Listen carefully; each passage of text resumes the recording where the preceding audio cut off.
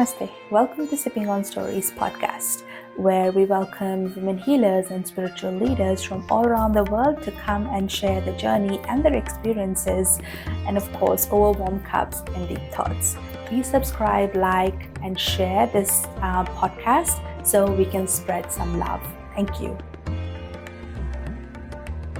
Hi, Jolene. Welcome to Sipping on Stories. Very nice to have you. Well, thank you so much for having me. Cheers. Cheers. All right. Awesome. How's the day been? And tell me where you're joining us from also. Colorado. I live in Colorado, so it's very hot here today. So we're in the summer. Wow. I'm based in Australia. I'm right now freezing. Oh, you're opposite seasons. Oh, I love winter. Oh, I love winters too. You can just layer up and, just feel cozy and read a book. Just kind of snuggle in with your fur babies, and that's the best feeling ever, isn't it? Yeah, for sure. There's so many questions I want to ask, but what we will do is the first thing I want to ask is, in your experience, how do you kind of, connect, or how do you know that what kind of emotions the pet is feeling, or what kind of intelligence they have? So how do you kind of gauge that, or how do you know that? Yeah, I love your question because you're already halfway there. And our pets and animals are highly, highly intelligent, emotionally, spiritually.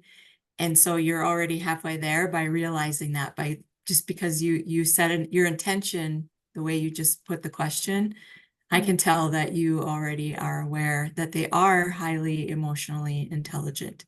So some of the things, because they can't talk with their mouth with words, they leave signs physically.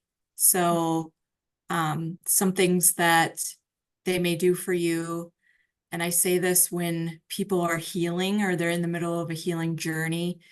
If you approach, and these are just signs, like physical signs, that if you're upset and you approach your animal for comfort and they leave, that means that they are not open to the emotions and the things that you are feeling and dealing with, because they take them on as their own and store them in their bodies. So if they want to leave, then take that as a note that they don't want to be part of your healing for this portion necessarily, and just to respect their space. I guess when I go in and I do a reading for them, it's like a movie or a film strip or something where they show me around, and then I hear things, and then I ask them questions and they relay the information back to me. So for me, they have kind of words to their, what they're trying to say and convey. So that is my job, to help bridge the gap between, the human and the pet in that way. But they leave physical clues for humans that aren't, or the pet parents who aren't able to communicate with them directly. They'll leave signs, and those signs will be ruled out already by, their diet hasn't changed, nothing's changed, they're not sick, the vet says they're okay, all these things, but yet they're doing something. So that is something to take heed or pay attention to, that it's something more than just physical.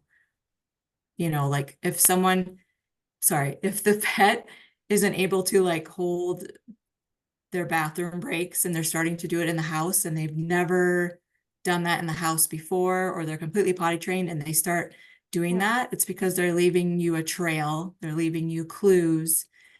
And those types of things, because they can't use their words, so they use nudges, and then it gets louder and louder by symptoms.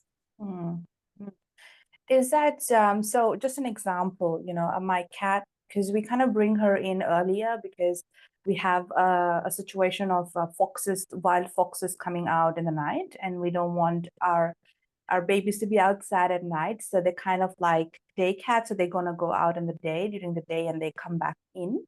But one of my little ones, she's only 1 year old. She's a rebel one. and she wants to be outside all the time. And when we restrict her to do so, she gets anxious, and I've seen her kind of going and making a mess on the carpet. So she will just go and do her potty, and then so maybe is that a sign of that she's being anxious, do you It think? can be. It can be a sign that she's not getting her way. It can Mm. be a sign that she doesn't want to be in the house. It could be a sign that she's anxious about something outside and she can't get to it. Or she's picking up on your emotions as well if you're anxious. Okay. So if you're anxious about having her out there, that Mm. could make her anxious too. There's many different variables. Wow, okay. I never thought of that. Interesting. Oh, okay. All right. I think with that, I also want to ask you is, in your journey of communicating with animals and pets, and have you heard any heartwarming messages from them? Any of the experience you might want to share today?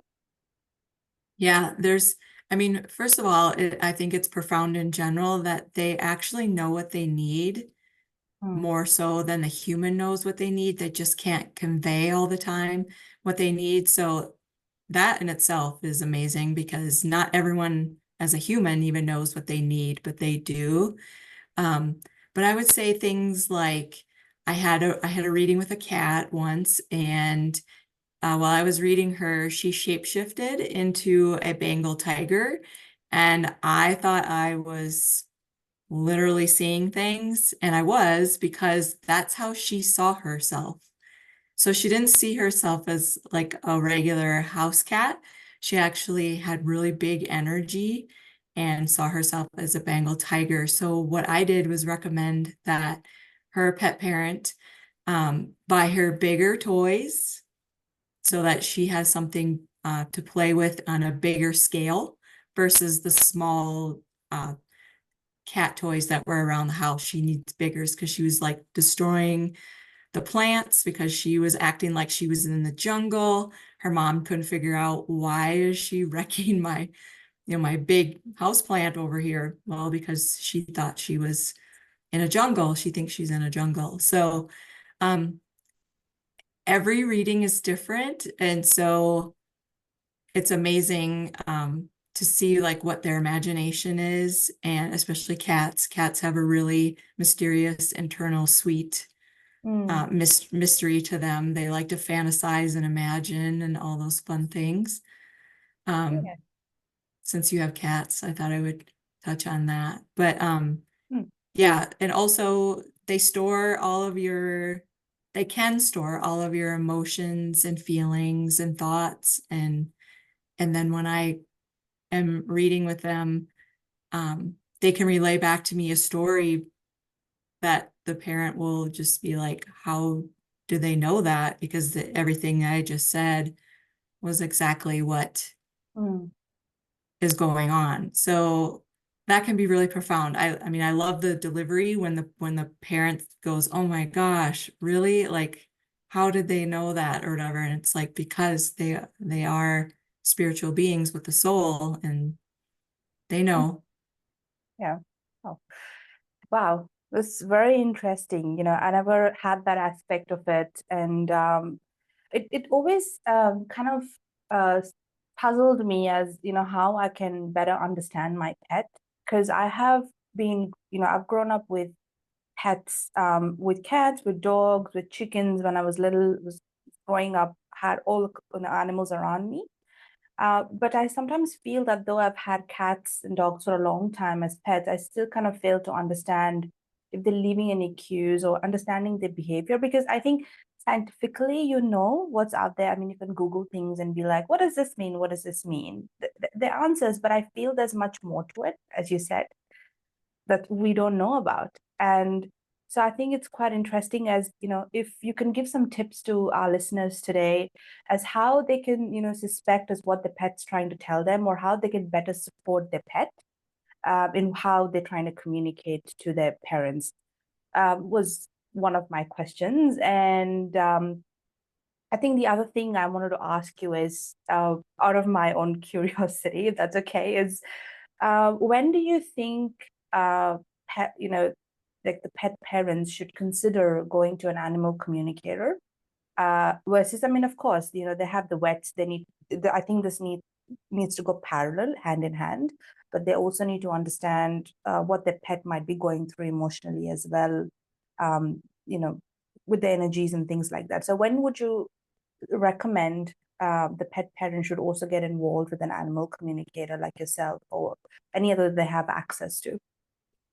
Yeah, that's a great question. You could almost look at your pet like a child in a way who, you know how children can pick up on things and they know things, like you think you might be hiding something from your child, like that they don't understand or they don't know. Consider that they do actually know. Like it's one of those things where if mom and dad or whatever are fighting in another room about the child, let's say, and you think the child didn't hear, and you think that they don't know because they're not old enough to know better and or know what that is or whatever. They know exactly what it is and what you're talking about and what you're referring to. They don't have a way to filter that out and change the story into anything else. It is what it is. Like the energy, it doesn't lie. It's very honest. You can't trick energy. You can't go around it. And that's because they don't have ego. They don't have to take in things and change them around and make stories about them and make it and change their perspective on it. It's Mm. already it's already there for them. So if you make a change in your life, let's say you move or something like that, and all of a sudden your pet starts acting different, like for an example, going to the bathroom in the house, leaving you little clues, they're saying to you, like, I don't like something about what has changed. So you can look at things internally, like, has their routine changed? Is there any way you can get back on track with their routine? Did you change something about like the way they're eating, where they're eating, the time they're eating? Like all these little things that you do directly affect them. So you can reflect back on what's different. If they're acting different, what's different for you? What Mm. have you changed for everybody? Mm. Um, that you would take into consideration like you would maybe a child. So those are just some subtle but loud hints that they can leave you. Um, and I mean, there's so many things as far as bringing in an animal communicator.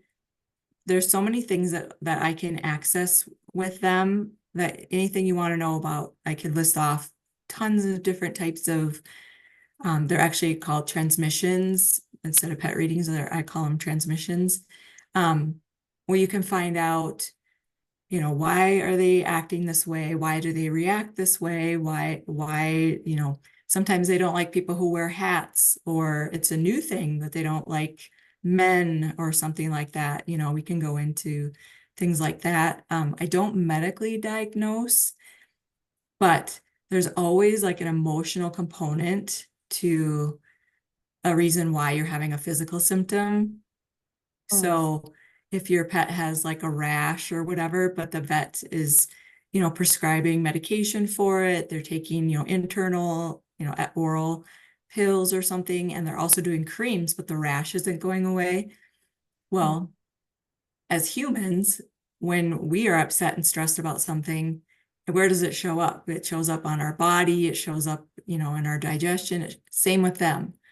So that could be an emotional component that the medication isn't necessarily going to help or cure. It may give temporary relief to the pet, Mm. but things like that, like they're not able to expel the emotional situation or environment that they're in.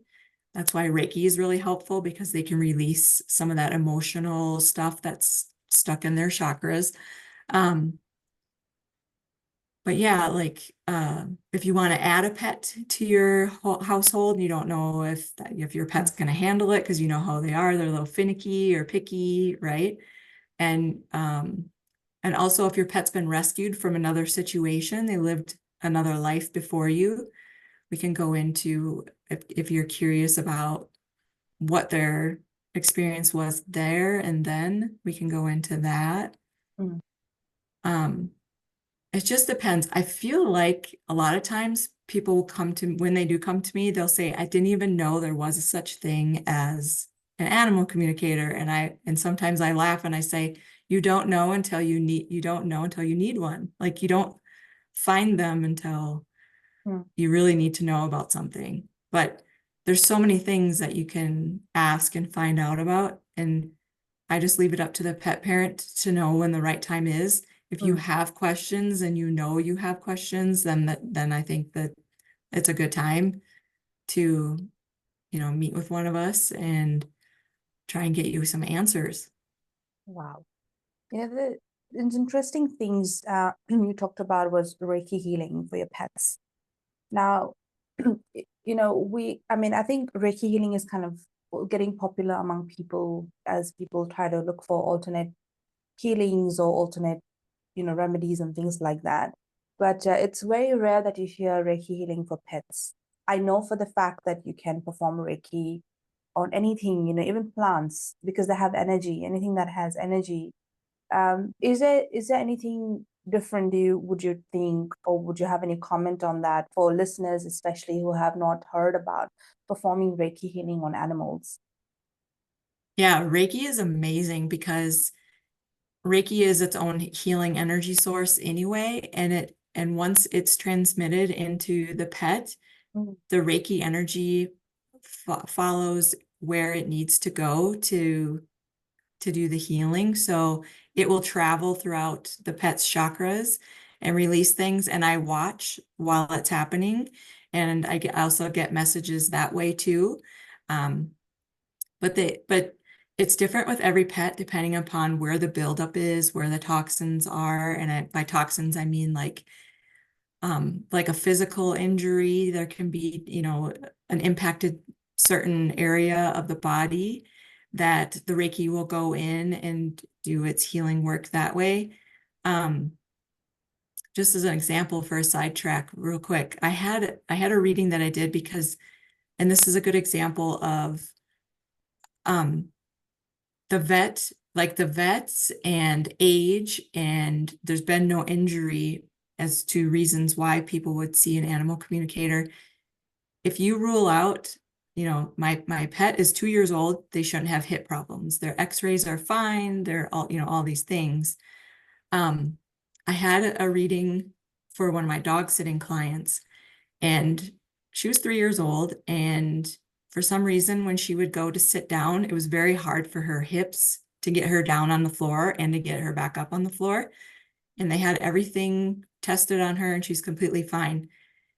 And we found out, and after doing a reading that transmission, that she was being yelled at, and she was storing all that emotion. She didn't like being yelled at.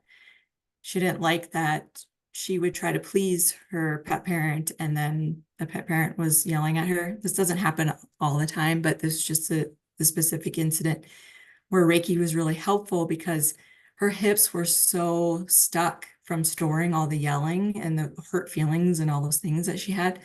The Reiki was actually able to loosen that up and relax that area, because it's like a spa treatment when you just relax and let someone else or something or the energy just do the work for you.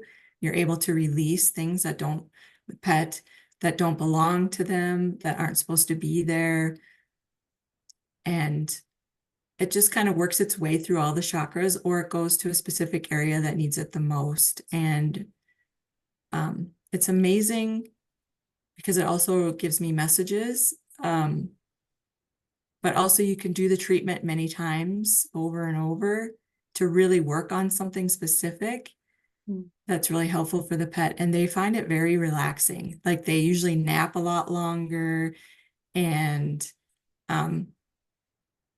yeah, I mean, I just find like it's a great complement to like a transmission session, especially if we found that they do have some kind of emotional buildup in their body. Mm. Some pets can just release it, no problem. It doesn't affect them as much. And then there's some pets that are really sensitive and they take on Mm. everything. Mm. So I hope that explains Reiki. Yeah, wow. I mean, that was a very good example. Who could have thought? Because I feel that there are certain parts in the world, yeah, from where I come, we've had pets like back home, right? We've never treated them in the past, like honestly, like our babies, like never. It and it so happened that when I moved to Australia is when I've seen a different kind of vibe and energy on how people kind of look after their pets. They look after them like their own babies. Animal abuse is very, very minimal, I would say. I mean, of course, people are wanting to like rescue animals and give them a good life and make them their own. So I'm kind of seeing that here. But I think for listeners who maybe be listening to this from you know the other place, but not from here. But I really want to tell them that is, from what you've told us today is they know, they listen, and they have feelings. So you need to be considerate and be nice to them because obviously it's very hard because they cannot talk to you in words. So it's very hard sometimes to pick up those cues. I guess you need to be a little more sensitive towards them. But yeah, I think that's what I wanted to say because I've seen how animals have been treated in the past, and I've never liked that myself. I've been a huge animal lover from the beginning. But this is great because it gives our audiences, the listeners, another perspective and eye opener of what they need to consider, even if they have pets currently or are thinking of getting pets. It's a commitment, and I think they should be full in or just not do it. Yeah. And you have to be like emotionally aware of yourself and awareness and being Mm. mindful around them and all those things. Yeah. It's a Yeah. big responsibility. Mm. Yeah, I can imagine. Um, there's one question always comes up, right? Because I have friends, and when I talk to them, they go like, "Oh, are you a cat person or a dog person?" And I go like, "I'm just an animal person. Like it doesn't matter to me." But there are people who go like categorize and go like, "Oh, I don't like cats. I don't like dogs." I go like, "Okay, why would you prefer a dog over a cat?" And they go like, well, dogs are, they're there for you emotionally, whereas cats are more aloof and they want to be left alone. So I'm not sure what your take is on that. I feel like both cats and dogs have emotions and the way they show it is maybe different. I'm not sure what your take is on that, but what Yeah. I mean, I think it's a lot of it is preference too, because dogs are portable. You can take them hiking, you can take them out, you can take them, and some cats will do that too, but you're not guaranteed that every cat can, you know, go on walks with you and stuff like that. I have seen people walk their cats, but it's not very often, right? So it's kind of like your lifestyle, your preference. Also, cats have different personalities than dogs. Dogs want to be loved on. They want to be part of your world. They would like to go. I mean, sometimes they prefer not to, but they like to be where you are. They like to, eat the same foods you're eating. They like to go on adventures with you, and they need that affection from you, just like you need it from them. Unlike some cats, they are, like you said, more independent because they have their own mysterious world that they create and they live in themselves. They go off on their own fantasy worlds and do excursions and make up stories and things like that as they go along. So what type of person are you? Are you someone who wants, like a cat, you can go out of town for a day or two and leave them water and food maybe, and they'll be fine. A dog, you can't do that. There's just different restrictions and things like that. But also it's just, I think people are attracted to the quirkiness of cats, and then people are attracted to, like, some dogs have, the fun personalities as well. And it just depends. Some people who are cat people turn into dog people, and some people dog, it's like, yeah. especially where you're at in your life, Mm. the Okay. commitment level as Yeah. well. Yeah. Yeah, I think I can relate to that because when I decided to have a pet when I moved in here was I would love to have a dog and a cat together, but I did not have the level of commitment to give a dog, to be there for the dog. And I thought, okay, cats are more independent, so I'm gonna get a cat. But it turned out that the cat that I adopted was very clingy. So it didn't work out in my favor, but so I totally get that. Cats have different personality, and I've got two at the moment, and they're like, oh my God, very different. I can relate to that. So I'm pretty sure in the work you do, I mean, it's amazing. It's such a blessing to do that. And I'm pretty sure you come across skeptics a lot, do you? And how do you kind of react to them who do not believe? Because I'm sure you come across maybe friends or families, and how do you kind of react to them? What do you have to like say Yeah. to them? I would say not everybody is open to it. Yes. I mean, just like anything, some people aren't open to it. I haven't come across any directly. Indirectly, I can pick up on when someone's like, okay, I can totally pick up on that. But I would say they're not open to it, and that's okay. And like kind of what I was saying earlier, it's like you're not ready for one until it pops in your head. Like, I wish I could ask someone what my pet is thinking or whatever, and then we go into it and find out that they actually know and can say a lot. Um, the other one I was gonna say that about your dad, what he was saying, I lost it and went right out my mind. Oh, proving, like, and not to prove because I don't, you don't have anything to prove or whatever, but it's like, okay, can is it okay if I read your pet real quick and I can tell you a few things and then you decide from there, Hmm. Hmm. because like not everybody's open to psychics, and then the people who are open to it are really the ones that, Hmm. come to me and are in alignment Yes. with that. So, um, yeah, they should have a reading themselves maybe, but you have to be open to it. And yeah, as you said, you have to prove to people. I personally dislike that because what you have to prove, I mean, as you said, if people are in alignment, they'll just come to you. You maybe don't want people who are just testing you. You don't want that kind of energy, just like, be away, stay away. Yeah. Um, but Yeah. What yeah. I don't ever um do a transmission with a pet unless I have the parents' permission. I would never do that. So they would have to give me permission first. But yeah, I mean, yeah, there's nothing to Mm. prove, really, like either you believe or you don't. And once you get the information, either you believe or you don't. Yeah. Oh my God, Jolene, you're a beautiful person and you're doing beautiful work and such Thank a you. divine work. And I'm so grateful, to be having this conversation with you. It's very heartwarming. I'm very like filled with a lot of love and gratitude. So thank you so much. And I'm I s- think with that, we'll have to come to an end of this podcast. But if you have any final words, go for it. yes, thank you so much for having me. I'm so grateful that you are open to it and that you are also, I consider people who